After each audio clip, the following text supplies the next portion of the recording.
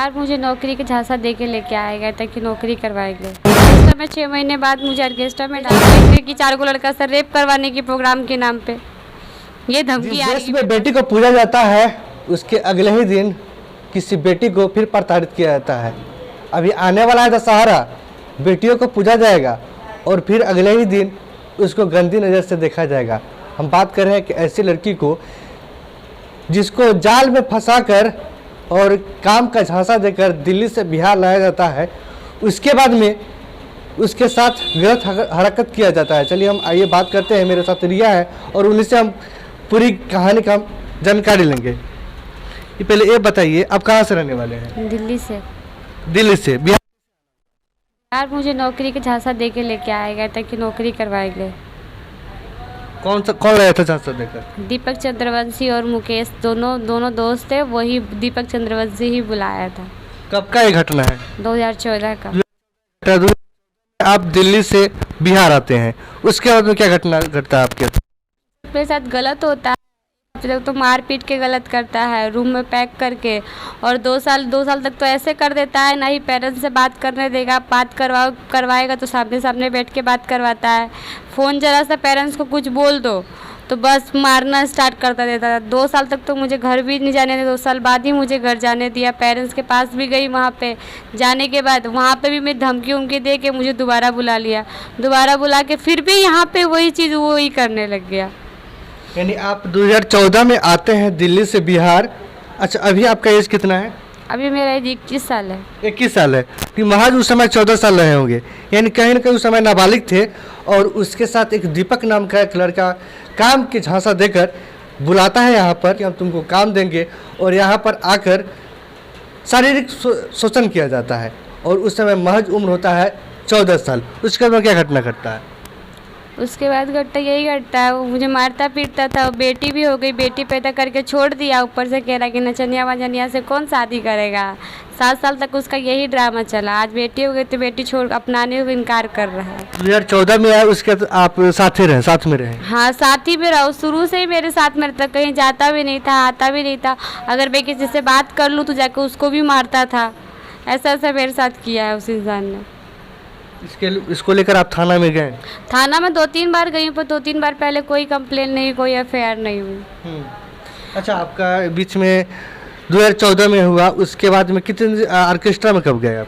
Orchestra में 6 महीने बाद मुझे ऑर्केस्ट्रा में डाल दिया, और मेरी कमाई भी जितना भी कमाती थी ऑर्केस्ट्रा लाइन से भी वही रखता था। नौकरी के नाम का झांसा देकर बुलाता है, उसके बाद में ऑर्केस्ट्रा में धकेल दिया जाता है आपको? हाँ, ऑर्केस्ट्रा में धकेल दिया जाता है।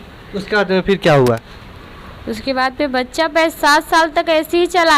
बीच में अबॉर्शन भी करवाए? अबॉर्शन भी तो 7 साल के बीच में मेरा अबॉर्शन भी हुआ है। 7 साल तक उसने ऐसे ही मेरे साथ किया है। और फिर बच्चा पैदा हो गया, उसके बाद से कह रहा है कि ना हम तुमसे शादी करेंगे, नहीं तुम्हारे बच्चे को नाम देंगे, और तुम ज़्यादा बोलोगे तो तुमको वहीं जाके, जहाँ भी हो तुम वहीं जाके मारेंगे, और जिसके साथ भी रह रही हो उसको भी मारेंगे। थाने वाले क्या बोलते हैं? थाने वाले कोई एक्शन नहीं। काट के मैं थक चुकी हूँ। महिला थाना हो गया और एसएसपी ऑफिस हो गया, डीआईजी सर के पास भी लेटर भिजवा दिया, कहीं से कोई सुनवाई नहीं। क्या अभी तक आप कोर्ट में भी सहारा लिए हैं? क्या हुआ? कोर्ट से ही तो मुझे एक उम्मीद मिल रही है, और कहीं से कोई उम्मीद नहीं मिल रही है। खाने पे तो भरोसा ही नहीं है मुझे।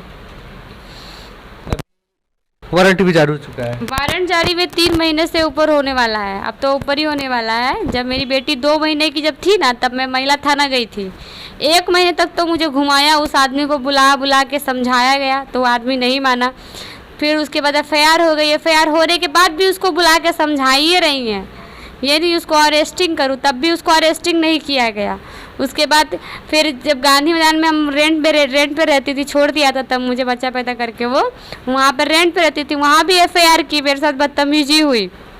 वहाँ एफआईआर 1 बार ले लिया, दूसरी बार फिर मुझे जान से मार देने की धमकी दी, छेड़ाछाड़ी बदतमीजी हुई। 10 बजे रात को दवाई लेने जा रही थी डॉक्टर के पास में, वहीं मेडिकल स्टोर पे, तो वहाँ पे भी मेरे साथ बदतमीजी हुई। थाना में गई, भैया को लेके थाना में गई, बहन को लेके थाना में गई, तो गाली मैदान का मुंशी मुझे हाथ भी उठाता है और गाली भी देता है गंदी। और गांधी मैदान का थाना। अभी कोई धमकी वगैरह आता है? तेजाब फेंकने की धमकी आई है मेरे पास, रिकॉर्डिंग है मेरे पास। तेजाब फेंकने की, 4 को लड़का से रेप करवाने के प्रोग्राम के नाम पे ये धमकी आ रही है मेरे पास। केस वापस लो।